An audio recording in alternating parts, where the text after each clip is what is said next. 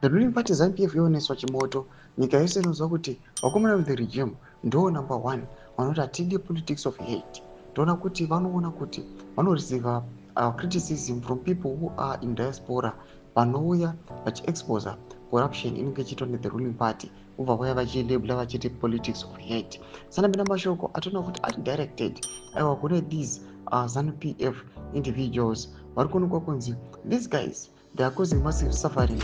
Nekuuya patokuona kuti most of the people they are leaving our country nokuda kwenhamo chaiko and poverty. Ndobva subscribe olaika on the bell icon. Tivina mukuzwa mudanyora chiti ZANU-PF government is deeply concerned about what they call politics of hate, smear and divisive politics that they saw it's being generated from Zimbos in diaspora and it's damaging the image of the country.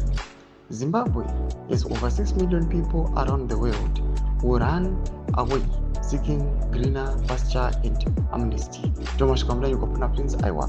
Why is it the regime inoya ichizviprotecta chiti aiwa hatidi vanotaura ma words of hate kana kuti anoyanzi ma politics of hate, but panapa tinoona kuti the same regime ndiri konzeresa kuti 6 million people and above vari kuonekwa kunzi they are diaspora, vari kuonekwa kunzi they are trying to find greener pastures, better work, better salaries, better education.